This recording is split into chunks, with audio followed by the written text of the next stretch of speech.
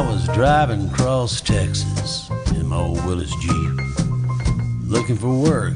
It had been nearly a week. To take my mind off my troubles, I turned the radio on. It was Elvis's birthday and they were playing his songs. Pulled in a gas station, enough cash for a tank, maybe a candy bar and something to drink. When there stood at the vending machine a man that I knew who was once called the King. His sideburns were gray nearly down to his chin.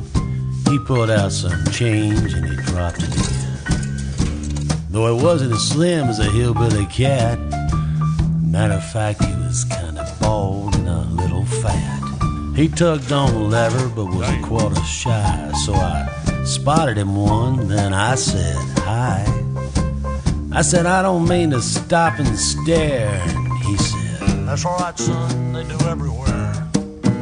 Then he pulled that lever and with a royal touch, the Snickers come out and he said, "Thank you very much."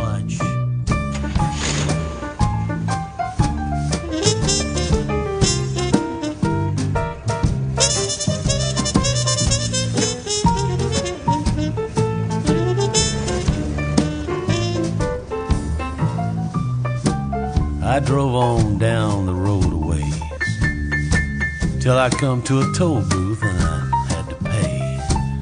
The attendant there was something about him. Seems like I'd seen him somewhere. He leaned over and I handed him a buck and he said, "This one's on me, here's your money back, Chuck." I said, "That's not my name, but I know that face." Then I thought to myself, must be that fella from that other place.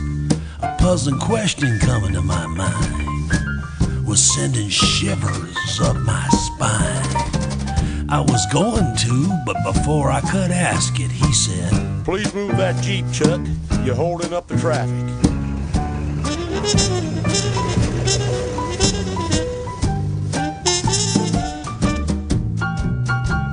That unsettled my stomach, so I needed a bite to eat. I spotted a Burger King and thought I'd have myself a little treat.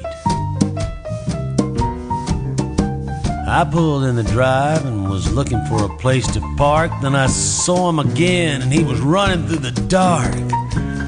I watched him run inside and I tried to follow him in, but he disappeared behind a door marked Men.